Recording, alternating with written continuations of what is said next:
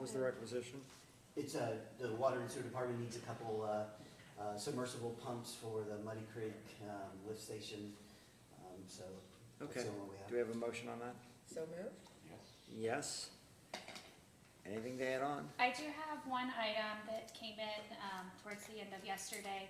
We do need to acknowledge the receipt of 10.003 acres in Franklin Township to the city of Franklin, and this is an expedited type 2 annexation. Okay, so moved. And this says we shall do it, correct? So this is just the acknowledgement of So receipt. acknowledge, yes. All right, and Bruce, should we call a roll on that or no?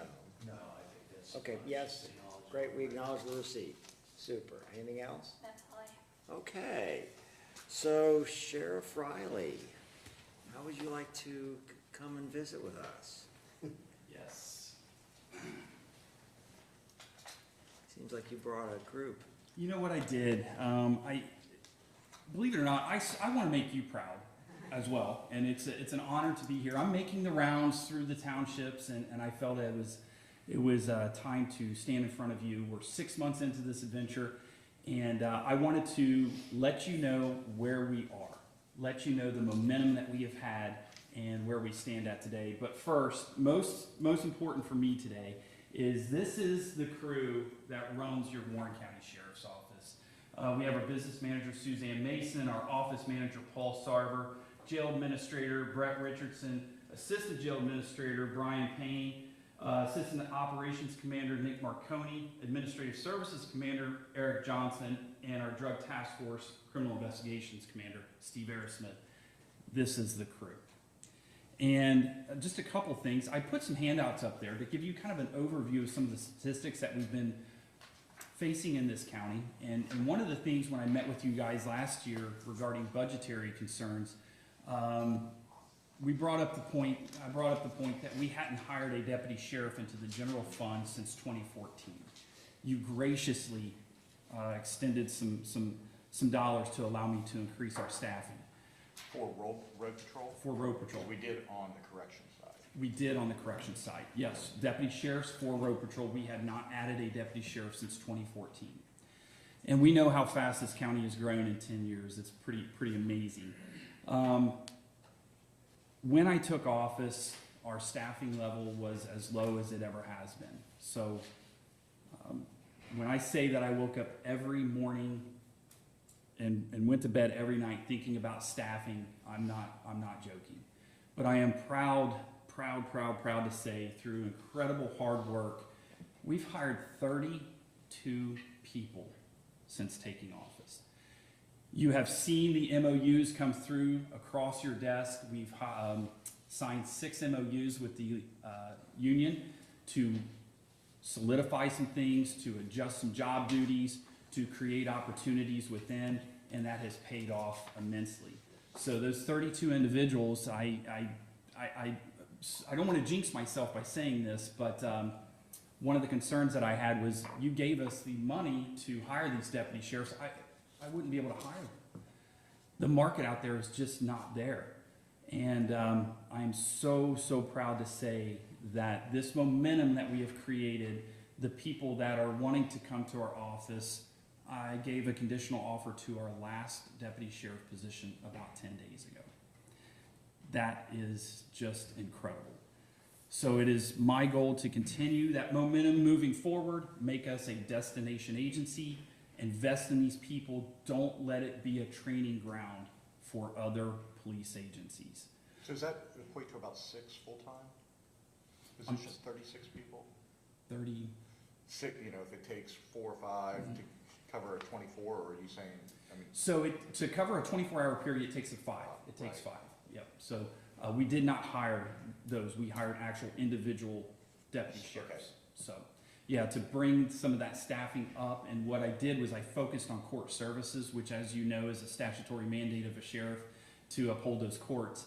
And the problem is the amount of transports that we're doing.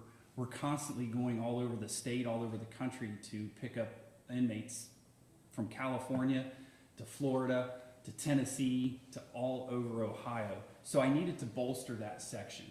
And we always had there was always a motto of it's going to be scary around here when we find ourselves fully staffed. And we used overtime as the relief factor, and I just don't believe in that business model. So I am so blessed to say that we are in a much different spot than we were 6 months ago, and it's because of this crew right here and their hard work. Some other things, this little quick cheat sheet right here gives you just some highlights of some of the things that we have done within the office, whether it be, as you know, bringing back snow emergencies. We have changed our website. We do have a much stronger social media presence. And then, of course, on day one, I signed a purchase order to purchase the Axon body-worn cameras. Body-worn cameras are, you're on video anyway. I would rather own it myself, have it within our office. These are operational, functional, and on every deputy sheriff working road patrol today.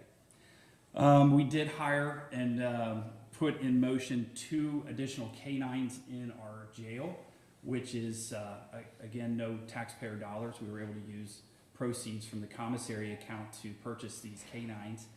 And one of the things that I say when I give a jail tour is until you've told a parent that their child is dead because of a drug overdose in your facility, you don't get to weigh in on this. And this is my job.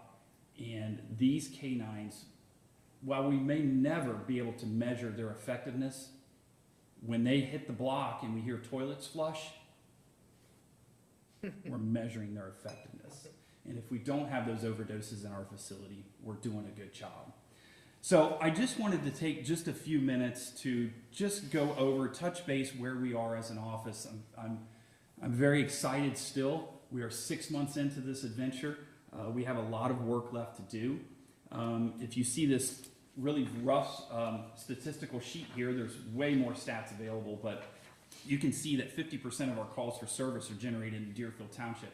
We do have a great partnership down there with Deerfield, and I'll be making the rounds to them here in August as well to do the same kind of presentation. Turtle Creek Township is by far one of the most driving forces in our county right now. Whether it's from the Racino, which is the #1 address for calls for service in this county, to the truck stop. That township is very, very busy. And if you compare Turtle Creek Township on this pie chart to South Lebanon, one of the interesting facts is that Turtle Creek Township is 13% of the calls. South Lebanon is 11% of the calls, but the city of South Lebanon contracts for 5 deputy sheriffs. There's nothing with Turtle Creek Township. It just becomes our statutory responsibility. So we've been working very hard with the trustees there to hopefully come up with some type of alternate plan to help bolster the staffing in Turtle Creek Township. What is the typical call going to the casino? It can be from theft, overdose, to lockouts. Nick, anything to add on that? You hit them right on the head. Yeah. Because obviously when we did that deal a long time ago, there was all sorts of, this is gonna happen, so it's just interesting now that we're deep into it, what are the actual calls that happen? Well, we have a very good partnership. We do. They treat us well. They do hire us off duty to bolster events like concerts or food truck events. They work very well with us, but we are out there all of the time. And truly, it is theft, overdoses, or vehicle lockouts. Those are probably the 3 main calls for service that we do out there. Do you, I take it, the reason I don't see Clear Creek Township is they're entirely covered by the city of Springboro? No, so Clear Creek Township has its own police department. Oh, do they? Yep. Okay. Same with Hamilton Township has their own police department, and then the city of Springboro has its own police department inside of Clear Creek Township.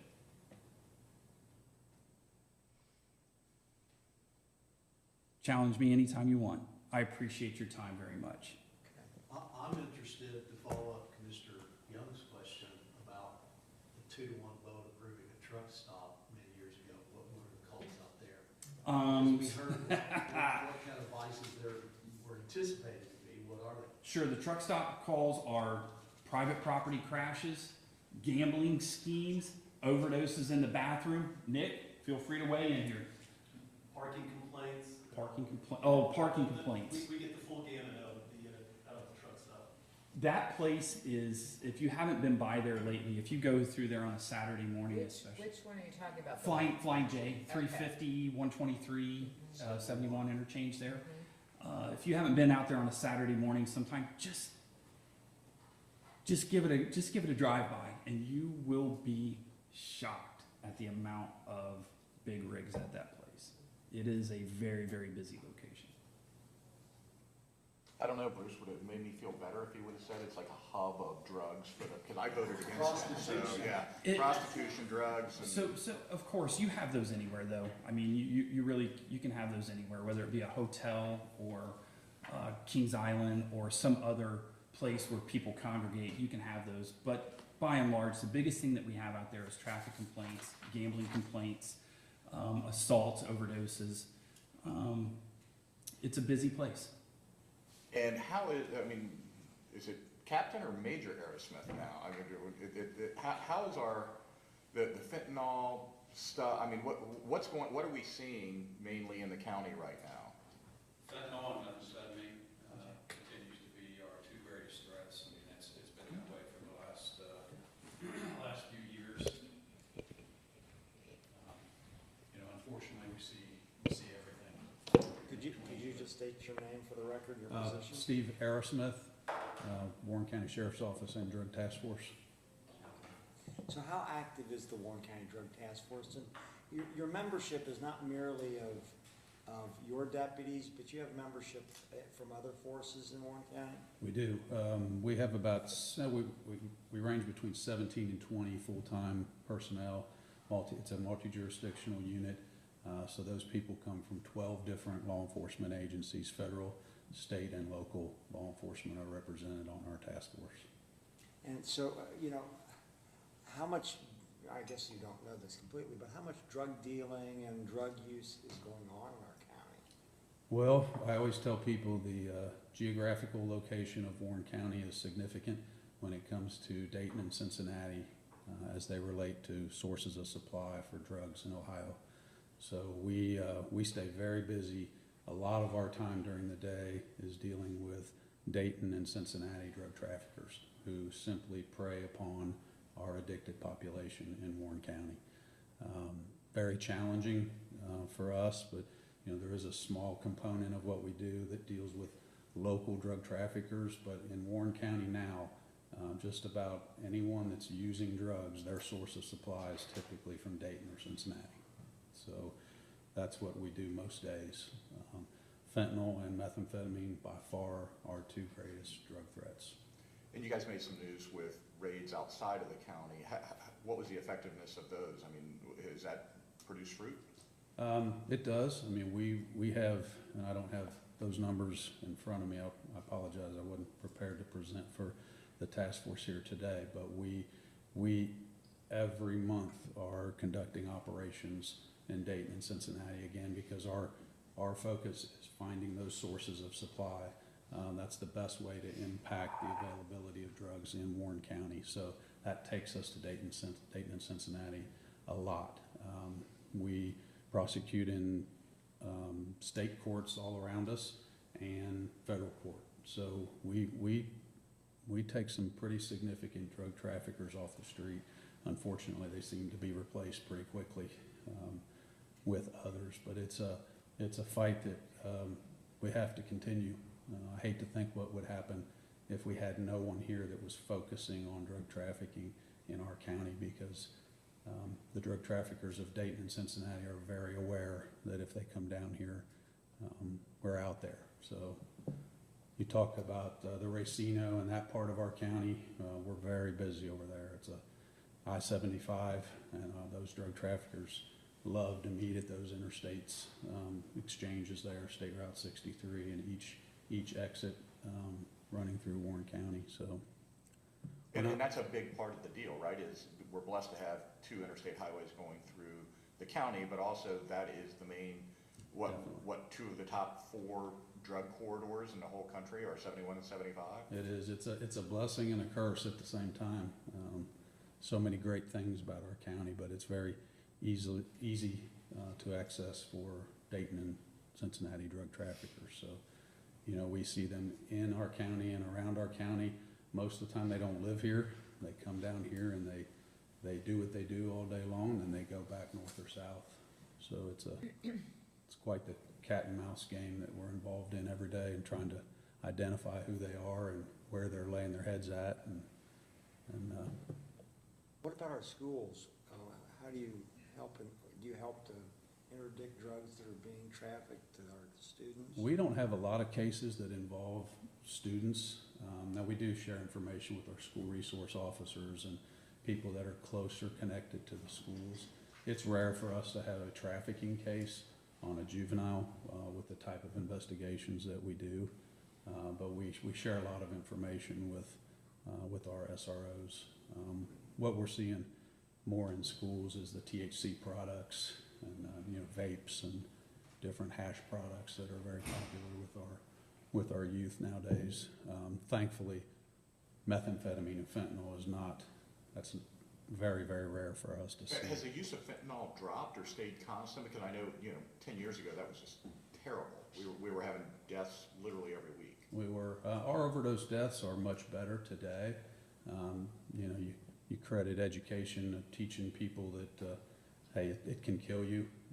Also, the availability of Narcan and being able to help people who have overdosed, maybe get a second chance and being able to get some help. The courts obviously have been helping for a long time, trying to get people who want treatment, who want help, to help them. So it's been pretty consistent over the last probably 5 years as far as our fentanyl seizures and our methamphetamine seizures. We're pretty highly ranked, unfortunately, in the state with the amount of drugs that we seize down in Southwest Ohio. But again, geographically, we are located between two of the biggest source cities in Ohio for illegal drugs. So we've got plenty of activity here. Well, we're trying to help you out with headquarters that's coming up, and Thank you, sir. yeah, no, I'm always impressed when somebody's been here longer than me, so that's why I wanted to ask you what was going on. You were here before me, so that's good. Got a couple How of long years. have you been here now? I just started my 34th year with the Warren County Sheriff's Office. Wow. Where are the drugs, these drugs are the real problem coming from, do you know? Most of what we see is coming from the southwest border. We do get some things that are coming in packages internationally, but most of what we see around here is coming southwest border and then into Dayton or Cincinnati. Thank you. Anything else? I have some questions for the sheriff. Absolutely. Can I add one thing to what Major Smith? So I, by default, found myself sitting on the HIDA board, the High Intensity Drug Trafficking area. And I had to go to Cleveland a couple weeks ago to sit in on this board. If I heard Warren, there's at any given point in time between 42 and 45 drug task forces across the state of Ohio. If I heard Warren County one time, I heard it 5 times. We consistently rank in the top 5 on every category when it comes to seizures within the state of Ohio.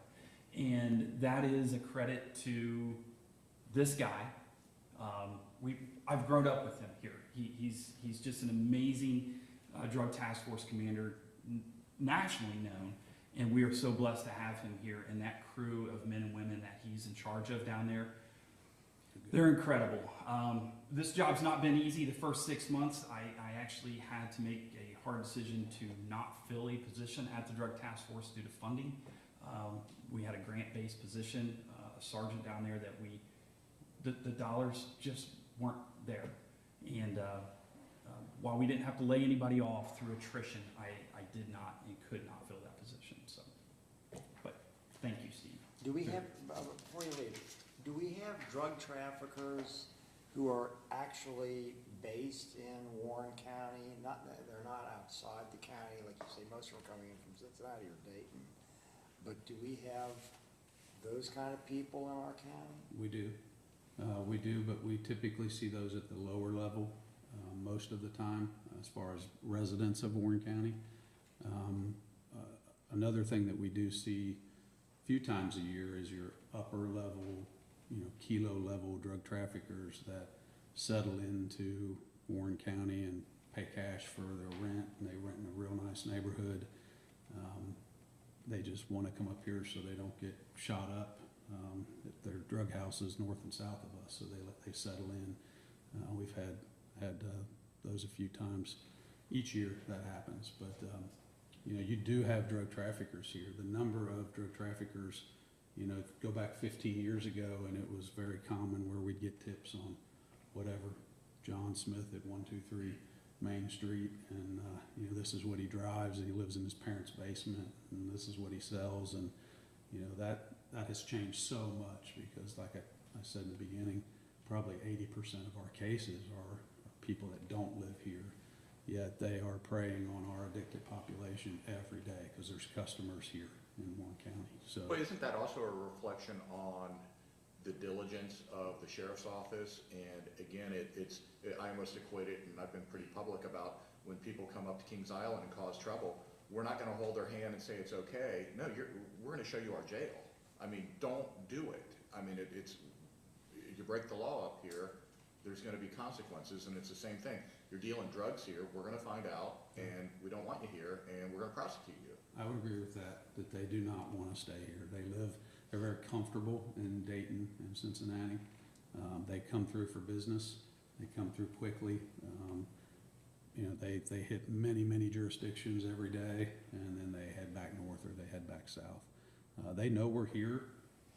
You know, I can't count the number of times I've heard that on a detective's body wire talking to a target that says, hey, I'm not coming to Springboro.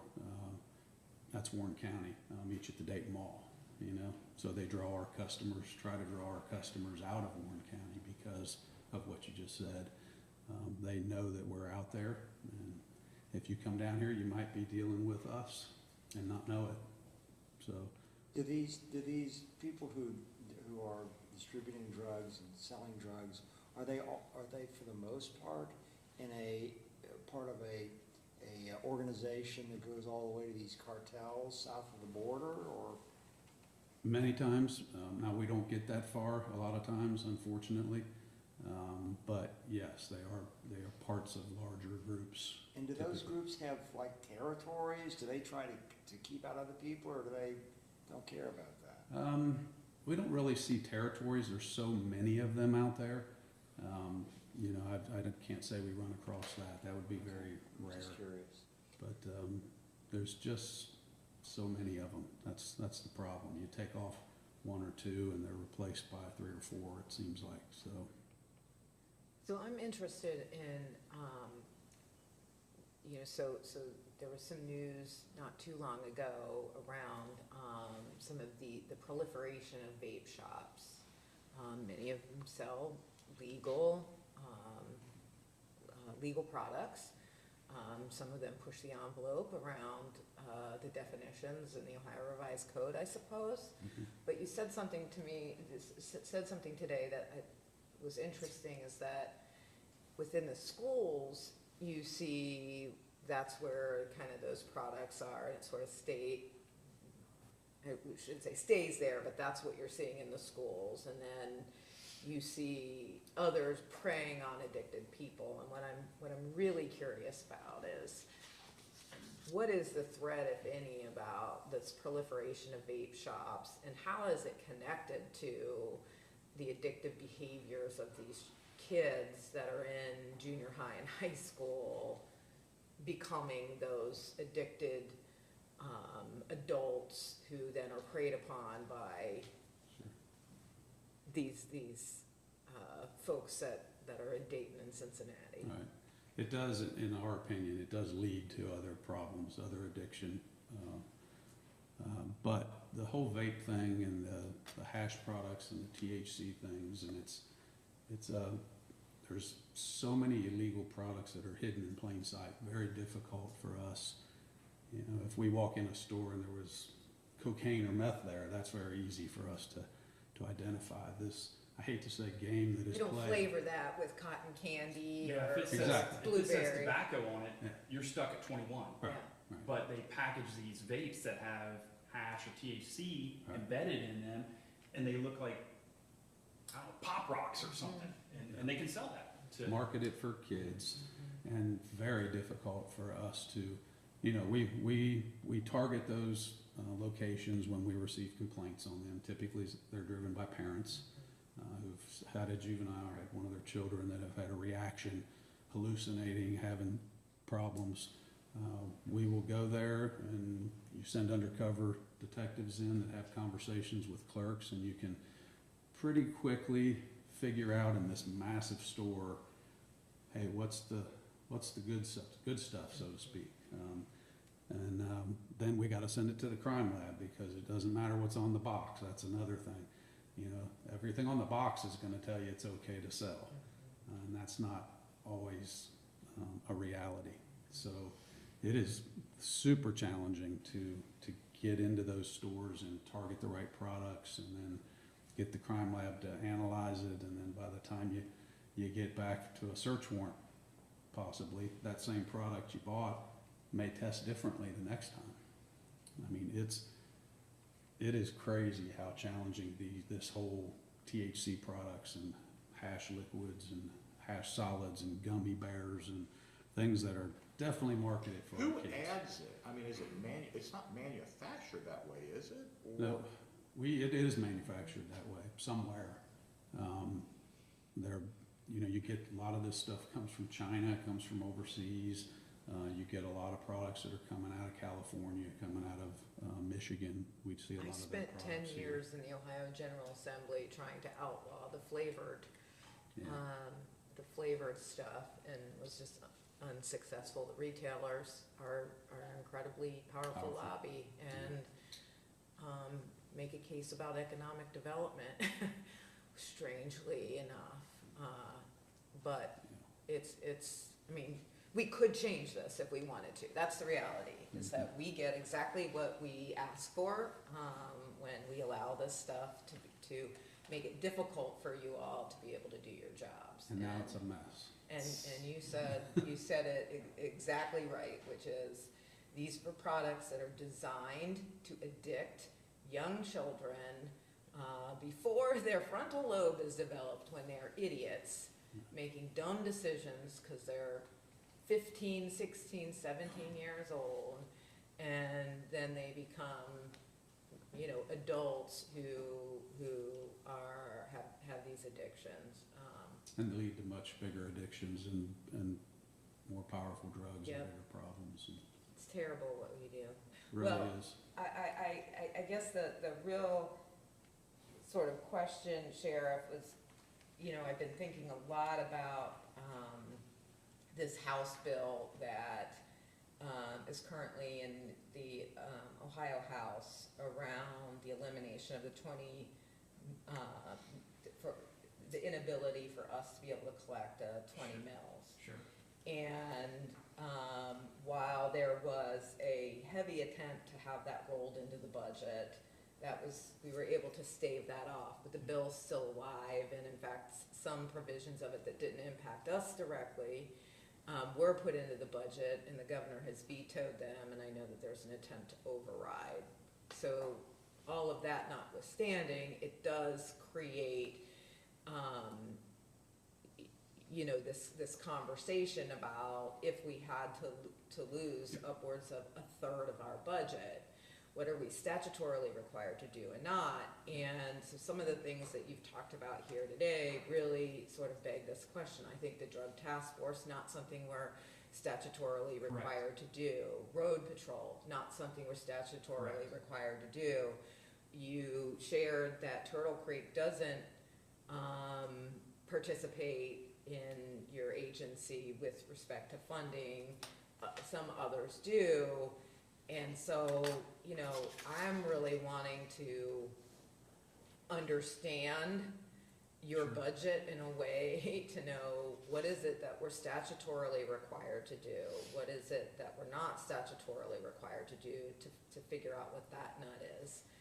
And then I think we have to have conversations with our local political subdivisions, because this is just one piece of legislation where from the federal level on down, there's a trend to just keep moving things down to states and then down to local governments. And I think this is going to be a continual conversation that local government's gonna have to have. And so I'd really like to follow up with you if I could to. I would like that as well, because the sticky note of shame is over on my desk, because as I track this inside millage reduction and what it would do to us, and just taking into account rough numbers, if you struck our budget by 20% based on the income and the millage that you were no longer able to create, what would I cut?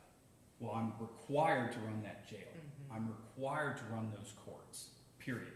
Those places are locked in. Detectives would be slimmed down. The drug task force would be slimmed down. We would not have DARE. We would not have community resource officers unless people contracted for SROs outside of our general fund. And because we were required to have the ability to keep the peace in the unincorporated areas of the county, road patrol would be slimmed to a bare minimum. Yeah. And that would be a huge disservice to the I would citizens of the really state. love to have a detailed conversation around Absolutely. that. I just think we need to know, and we have to invite conversation with our partners in local government around it. You know, we provide a lot of services to our local governments, Yes, like ma'am. radios, Yes, and so forth, that, you know, are a real cost to, the county, that we do because we wanna support our local community. But I think this is a warning, to all of us. We better really understand what the potential impacts are, both so we can talk about them with our legislative delegation, absolutely. but also, you know, so that we're prepared to understand, you know, the decisions we might have to face, just like you did, and not Absolutely. filling a position in your rank. So I thank you for paying attention to that, because I Good don't job. think it's gone. I don't think it's gone away. I think it's a trend, and we're kind of like the last level of protection, if you will, for you know, the public. Yeah, Well, I think that's a they great deserve it. idea, and we appreciate Commissioner Jones really led us and informed us a lot on this issue, and our conversations were related to, no one can out-conservative Warren County. You know, we are the best money managers in the state. We've run budgets for a long time that are the envy of governments, state governments, county governments, city governments. We do it really, really well. And if we were against something and said, this is dumb, don't do this, and trying to cut to, because again, we all want to cut taxes, we all want property tax reform, of course we do. But I think our auditor, when he stood up and said, this is the biggest bill to defund the police I've ever Sure. seen. Yep. That was the greatest line ever. Yep. And Absolutely. so we're a bunch of hardcore Republican, conservative people, and we're gonna defund the police? Seriously? I Well, mean, it it's would. just, I mean, it's, and so I think, I encourage you two to do that, because now you can put real quantitative figures on, okay, y'all were thinking about this? Sure. This is, if that would have passed, almost in the dead of night, this is what would have happened to little old Warren County, who's the most fiscally conservative place in the state, who support the police as much, if not any, more than anywhere in the state, and this is what you almost did to us. I look forward to it. Lunch on me. Well, you don't have to buy. Well, while greed and addiction drives his core group, what drives our deputy sheriffs out there and our corrections officers is greed, addiction, and mental health. Yeah. Those are the three driving factors in our profession today. And the challenge that these men and women face every day, 18-year-old, 19-year-old, 20-year-old, 21-year-olds, is incredible. And your support means the world to me.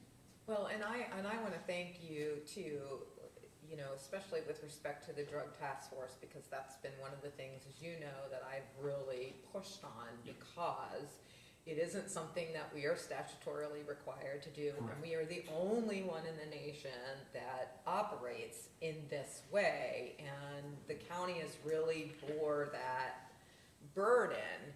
And I think it's been a really healthy conversation. I appreciate your willingness to talk to Absolutely. the other agencies that participate in this, because, you know, when these pressures then start to come and we want to continue to support these efforts, you know, we don't do a lot that we're not statutorily required to do here. We do some things, Drug Task Force is one of them. You know, a lot of enhanced road patrol is certainly one of those things, but we don't do a lot in that vein. And I think, you know, every week, Dave and Tom know we're signing requisitions for new radios for departments and so forth. And it's, you know, it's more than probably $500,000 a year Every bit, yeah. that we're contributing, and I think it's these things that are sort of unseen that we have to surface to our local government partners, because as the pressures keep, you know, bearing down on us, we need more folks participating so we can figure out together how we're gonna manage, you know, moving forward. And you know, I think you understood where I was coming from. It's Yes, not ma'am. that, it's not in any way that I didn't support the objective of the Drug Task Force, but But- we need everybody to participate in it too. Props to these two as well, because while I had my mission, they were equally pushing. And Martin was setting up meetings with people that I didn't know and asking for things that I didn't have the relationship to ask for. Yeah. So I went south, he went north, and I think from a combination of our efforts, I'm very happy. And I Yeah. hope you are too. Oh, totally. I mean, this is what it's gonna take. It's like we have to have these hard conversations. Absolutely. Because it isn't an unlimited pot of resources, and there are growing pressures out there. And I think it was a really healthy conversation. I appreciated everyone's work in that, and that we've landed in a good place, at least for now, as you know, as the legislature continues to deliberate on things. But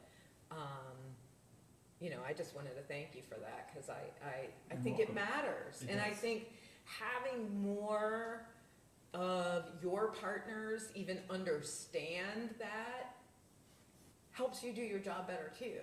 You know, I think just people, you know, so much of it was kind of happening without folks really understanding what it was taking to get that done. And more to come on. Yep.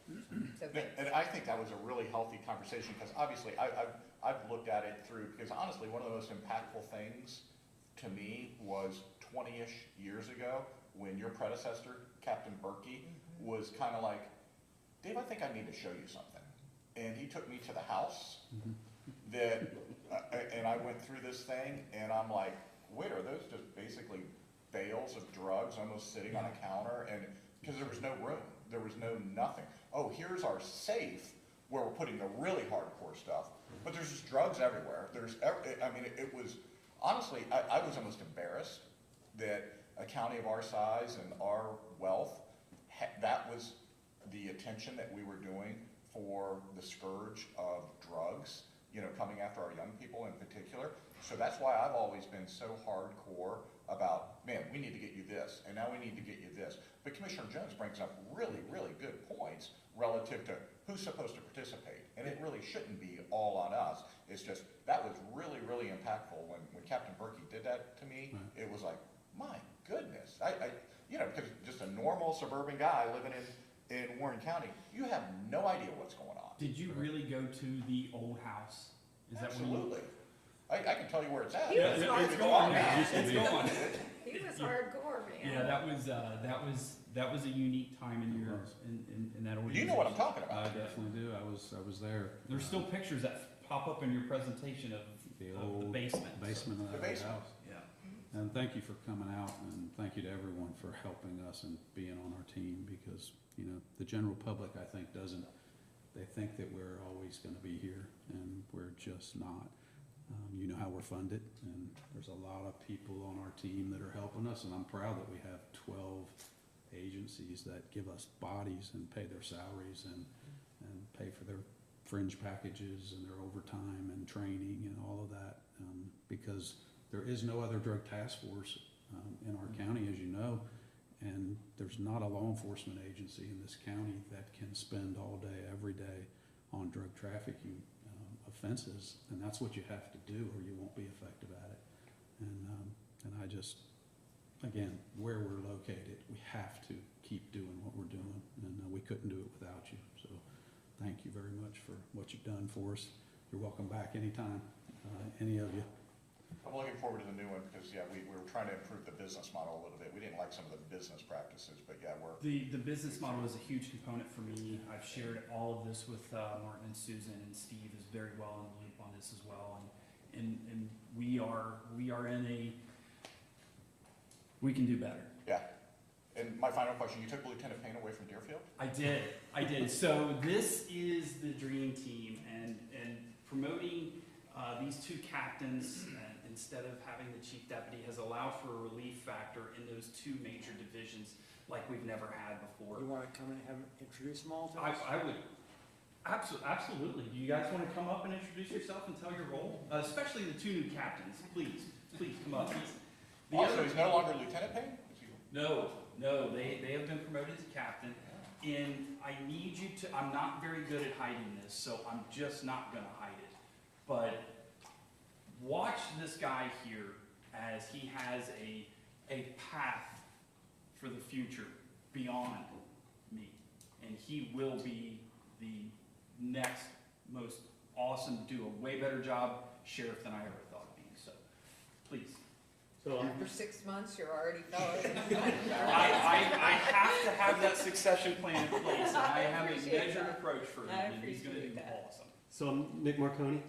I've been with the sheriff's office 18 some years. I actually started at Middletown back in 2000 or 1998.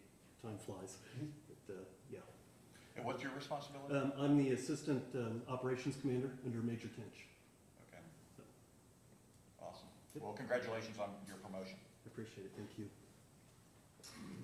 Brian Payne, been with the sheriff's office since I was a baby. I started here right at 21 years old back in 2000, and just served my community here. This county has treated me very well, and appreciate everything that you all do. Just left Deerfield Township. It was one of my favorite places that I've gotten to work at, and just the crew that's down there, the government down there in Deerfield Township, the community down there. Just tremendous, and excited for this new opportunity to work in the jail. The jail is one of our biggest liabilities, so getting to learn that aspect as I proceed on through my career here in the county, continuing to serve, it's important for me to know, so looking forward to it. Appreciate the opportunity. I went to church with the captain's parents way back when, and Captain, I have to ask, was your toughest caper in Deerfield potentially who hit that mailbox? No, that was one of them. Yeah. Yeah, That's right there at for the sure. top, all right, good. Thank you, folks. I said 15 minutes. I didn't mean. That's it. our fault, that's my fault. We did It, it was important, Yeah. that's my fault, and I wanted to hear, especially from the major, I wanted to hear this. There's such overlap in what you're talking Well, about. this is one of our strongest partners going right now. She helps us fund so many additional resources in the jail. It's just we couldn't do some of the services that we provide without her ability to grant us dollars for psych services, treatment services, and we're just, thank you. All right, thanks a lot. Thanks, Sheriff. I'll see you guys. I'm gonna go get to work. Good morning, Amy, how are you? That means drag it. Yeah.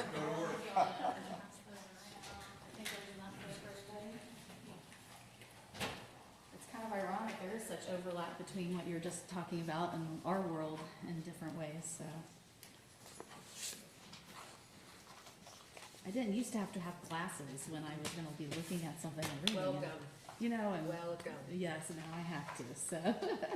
Well, I just wanna take an opportunity to kind of meet with you all. I've been in my position now for almost 2 years and hadn't had a chance to actually come and kind of talk to you about it, but obviously the first year I was drinking from the fire hose and learning lots of different things, and even in this current second year, doing the same, but feeling like we've got a plan in place as we move forward. So first thing I'll do is just kind of talk a little bit about what's in your folders. I'm not going to go through it in detail, but our FY24 annual report is in there. So by the time we get some fiscal stuff finished, our annual report kind of comes out about 6 months after the end of the fiscal year. But just to give you an idea of where we're at, this is the FY24 is the first year that we actually did spend out our budget, which had not happened, not even close to that, for a long time. So, so what that kind of meant is we're really looking at evaluating, having some of those hard conversations as we're looking at funding changes and cuts currently. And so we've had a lot of difficult conversations this year to work more toward a balanced budget because contracts are getting spent out.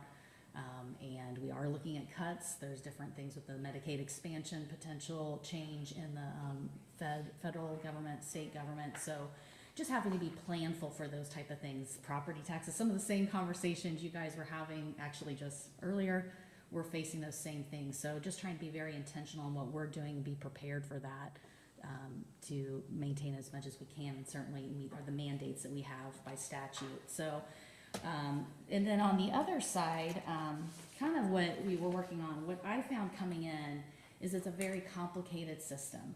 And most people didn't understand, first of all, what a board does. I was in a lot of meetings where individuals would say they aren't able to access care. And then I would be in meetings with providers and other things saying, we have openings, we don't have no wait lists. And I was like, where is the disconnect here? So that is one of the things I've been trying to evaluate and work on. So one of the things that we did, we've always operated off of a protractor model, but we also have these plans that we contracted for, which really to me explains better what the board funds and manages and evaluates in our system. So in that first drawing here, that is our new protractor model that we are using to try to present that. And I think that can make sense to any community member can look at this and see that these are the things that we fund within these categories. So as you can see, it's a full gamut. It starts at prevention, which I think is important. That's the only way we're going to be able to provide a dent in the future of decreasing interventions and treatments and so forth, is doing that prevention work. So that's a piece of it. We have the crisis system, which we need to support. And then that community section, which is your mental health outpatient and different services in the community. And then you have the justice system, so supporting, as Sheriff Riley mentioned, the jail services and the psychiatric treatments that are there. And then we have the recovery support, so permanent supportive housing and things like that, peer supporters, things like that. So that's kind of what this is. And then of course there's promotion that kind of covers all of that and trying to build awareness of that. And then the next grouping of papers is where we basically have taken each of those plans and try to simplify it, even though it may not look so simplified, but I actually think it does explain what we're supporting. And if you looked at each plan, you can actually see the different types of services that the board's funding is supporting. So with the community plan, looking at the different severe emotionally disturbed youth, severe persistent mental illness for SPMI, other general services, substance use specific treatment, and other service supports. And so that I won't go through each one of those, but I think those are beneficial to know that each of the services that we provide support to. And so kind of talking about like FY25, I think it's kind of important to look at trends and things. We had a lot of things kind of happen within our system of care. Solutions Community Counseling had been a provider in our system for 30 years and officially closed its doors the end of February. So there had been some different things struggles there. So we had been meeting with them on a regular basis. And so in lieu of that, Greater Cincinnati Behavioral Health Services actually has agreed to expand their service lines. So they took on those service lines that Solutions was providing in our system of care. So they are continuing to kind of build that, see what trends they're seeing. They're very a data-driven provider system. So we're continuing to meet with them on a monthly basis to kind of determine what our needs are in our communities. But that was a big deal. We didn't know how many clients that was going to impact. It looks like ultimately we had about 800 clients roughly that have gone over to the Greater Cincinnati Behavioral Health System. There are probably some others that actually moved to another provider that's within our system, but that's a huge change in our system. Suicide rates have increased in Warren County. The latest data that was presented by the state is that they're about a year behind. So as we were able to get some more recent data, we did see that suicide rates have increased, unfortunately, in our area. So as a result of that, we had a lot of community buy-in, stakeholder buy-in to do a suicide prevention coalition. So that has been created now. Bylaws have been created. We have really good community buy-in on that and trying to build some prevention awareness campaign. Kind of two categories that we're seeing those increases in is middle-aged men and obviously youth are two categories that we're noticing trends in our area. So wanting to focus in on everyone, but obviously looking at those trends that we're seeing and how can we better benefit or support, like working with our business community and being able to help break that stigma and help provide supports for individuals in the business community. Potentially could be a good partnership. The other thing we did over FY25 is just evaluate our crisis system. There has been a lot of increased intensity in our cases. So that included probate, a lot more probate courts, which then puts more strain on our crisis system and our crisis team. So we actually are working with a consultant. She's getting her final report done currently. So we're going to be trying to implement some of those strategies into our system. There's some differences that are going to happen there because the state is looking at actually taking the mobile crisis system up to it. So it wouldn't be a locally supported entity. They just did that for MRSS, which is for kids under the age of 21, where there can be a stressor in that home and they can respond and provide them and connect them with supports and so forth. So MRSS just went up this calendar year for FY20 or 25 now, right? So anyway, so they're looking at doing that at the state level as well for the full adult crisis mobile unit for next year. I still think that there's things that we need to do specifically in our system that will work within our communities. And so we're going to continue working on that and hopefully have a voice at the state level as to what that's going to look like if they are going to pull it up, what our community needs. So that is one thing we've been focusing on. And then we've also just trying to become more data driven. So that was one of the interesting things to me as I kind of came in, is how behind we were or how difficult it was to access data and really understand it. So we've been working with Ascend Technologies and we've actually now created a data warehouse. So prior to that, we've been looking at Excel spreadsheets, like a lot of Excel spreadsheets. So now actually our providers are putting in their outcome data into this warehouse, and then obviously as time goes on, we're going to have more and more of that data in there. We can access it, we can tweak it, we can look at it in different ways and have more real-time data to where we can make some better decisions. So I'm really excited about that aspect of it. And then looking into FY26, a few different things. Crisis infrastructure was a big important push by the state, and so there was ARPA dollars that were put out there for that. So we, at literally my day one in this job, I went and looked at a facility for that, and which didn't end up ultimately working out in that location, but I've been working on this project, which is a regional project. So Clark, Green, Madison, Claremont, Brown, and Preble are the other board areas that will be a part of this project. And it's a 16-unit, what's called an Adam Amanda or step up, step down facility that is going to be here in Lebanon. It's been renovated. It's ready to go as far as just needing furniture, and we have a Talbot House will be the provider there. And what that basically is going to provide is, in my opinion, some preventative type work, because it's not for an individual who needs to go to the hospital, that maybe they don't meet the hospital criteria, but they're decompensating and they're needing some additional supports. This will allow them opportunity to kind of go into this facility, get some supports, connect with providers, and then be able to go back into their community residents. And so what the hope is with that is that it will decrease the burden on our crisis system. It'll decrease the burden on our criminal justice system, and it'll decrease the burden on our hospitals, because we're actually we're not waiting until it gets to here. We're doing it at a lower level and giving them the supports there. The other part of that will be for those individuals who maybe have been in our state hospital, who are now gonna be coming back into the community. They'll be able to, if that individual, if it makes sense, could go into this as a step down and have a short time stay there as they're kind of acclimating back into the community. So our Warren Clinton board area will have 5 designated beds in this facility out of the 16. And we're looking at that opening up in September. So it should be really exciting for our system of care in relation to that. And then we're just working, again, as I already kind of mentioned, with the different funding changes and the different potentials. We really are going to start this first 6 months of our fiscal year working with our providers and community stakeholders to look at where there are partnerships, what we can do to evaluate the needs and adjust the system for sustainability. There's going to always be funding changes, but I think we can create something that is fairly sustainable despite the funding adjustments.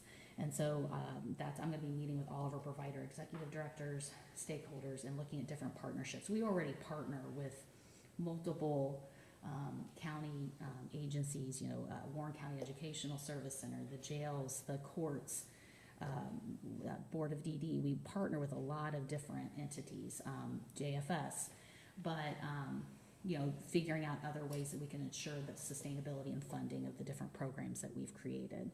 So, I think that's exciting. But there's going to be a lot of work and a lot of tough conversations that have to take place as we do that, because it's just a different environment now than what it was 10 years ago, 5 years ago. And then the other thing that we're really working on is really going to be building a new website to where it's easier to access and navigate for clients who are needing service.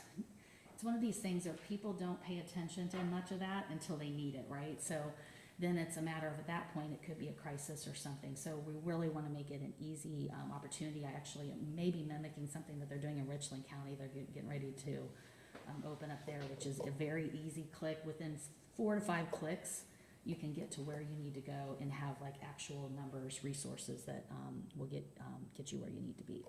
So those are kind of the updates. I really just wanted to give you that opportunity, see if you had questions, if there's further information I can provide you, thoughts, any concerns that you all are seeing, so that we can continue to be planful. I have a couple of questions. You touched on one of the things. I was really curious about how you were seeing the MRSS operating. I know it's only been 6 months, but are you seeing, and frankly, that was one of the things that I thought this county did pretty well, was administering MRSS. So I'm curious as to your perspective, especially as the state is looking to perhaps elevate some other services. Yeah, we were very fortunate as a community, because for some communities, if they didn't have MRSS, they're having to end up working with a provider that wasn't even in our system. So for us, and the way they broke down the region, Butler Behavioral Health was our MRSS provider, and it was covering Butler County, Warren, and Clinton County, and that's what they kept for that proposal. So for us, it was really seamless. Yeah, we didn't have near the issues that I think some are trying to figure out and have to navigate. So, I think the good thing is, it seems that it's going to be funded well by the state. That was one of the next, things we thought is that actually, are they actually going to fund it at the level it needs to be, and they are. And so, at this point, we're not seeing any concerns with it, so.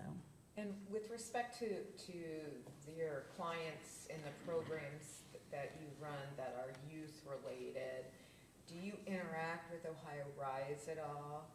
Yes, so like with the Warren County we're on the FCFC, so we work in that pooled fund and work with Ohio Rise with that. So what's your experience been in working with Ohio Rise? So I think specifically what I've noticed with our community is we've actually worked better with them. We've actually had some successes with Ohio Rise, and I have to give Kevin Stevens at ESC a lot of credit around that, because I think he's created really strong relationships there, which has helped with Ohio Rise, which has helped in working with them collaboratively. Well, I'll be meeting with him today to talk about this, because yes. I think you're the first person who's ever said that Ohio Rise is working well, but what you're saying is it's working well because of somebody here in the county who's insisting upon it. I'll hear from him what his perspective is. Yeah, I mean, I think it came with its challenges, and yes, when I've been at state meetings, I'm probably one of the only ones that can say that we've had some positive, strides with that, but it took time, and it's now just because of that relationship building, that I think has helped. And so in what our is it system. what is the value that you see out of Ohio Rise? I think it does help with those multi-system kids. It kind of helps support the funding and what they need with that. And if they're able to work, I think where it's been positive in our area is that collaboration.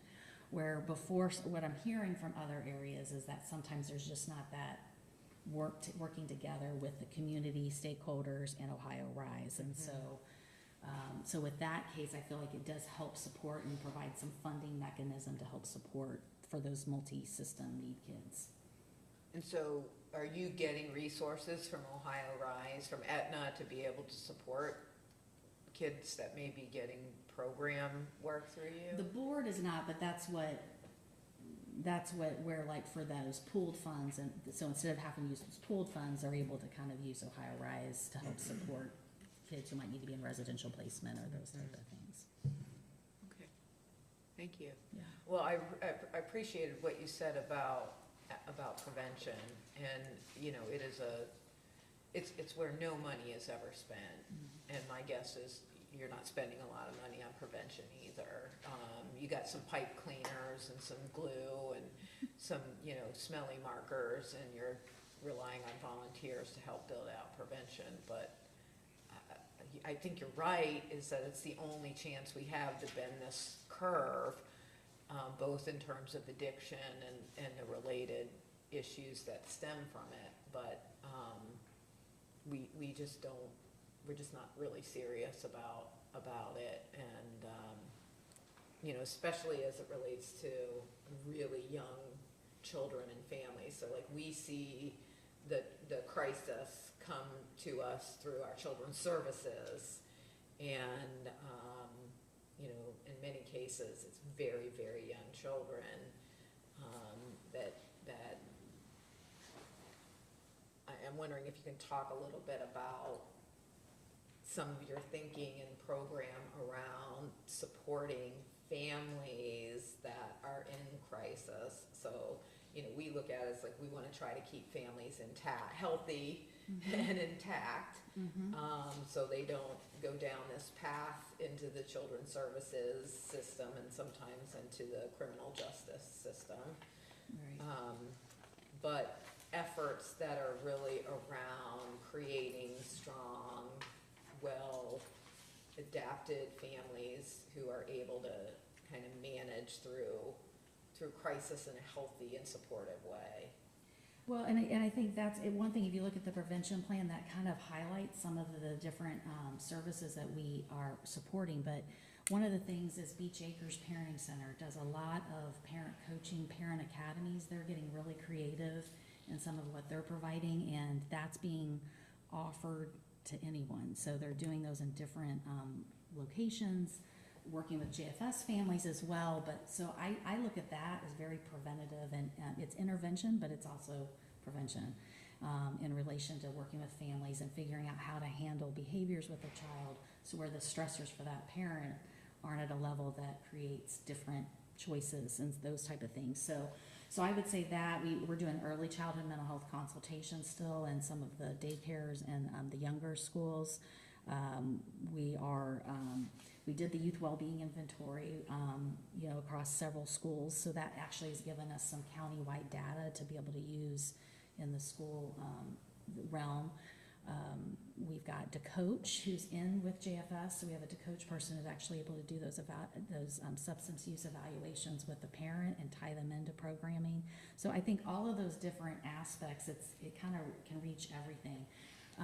Talbert House is doing vaping prevention and cessation in the schools, so they have some prevention programming. They're probably our largest prevention provider, along with Safe on Main. We provide quite a bit of prevention funding to both of those. The challenges with prevention funding is that it's not a billable service. Right. So oftentimes what you're having to do is fund a person and fund a grant-funded position, which can be a little more costly than some of our other service areas where there's billable services to Medicaid. We're the payer of last resort, so those So for those individuals, you can build those different things, whereas prevention, it is really, you need that person there to actually provide the service and the prevention. So those are the challenges. But I would say Beach Acres is one of our biggest ones that is providing many different programs with parents, with kids, working with the courts, JFS, and the schools.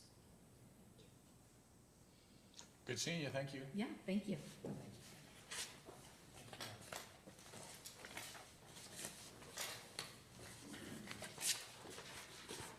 Okay, before we do our executive session, I'll open it up for anybody in the public to speak, which I don't think there is anyone. Is there anybody else that has anything? Okay, do I have a motion to go into executive session? I move we go into executive session for the acquisition of property pursuant to ORC 121.22 G2. Second? Okay, call the roll. Mr. Grossman? Yes? Mr. Young? Yes. Mrs. Jones? Yes.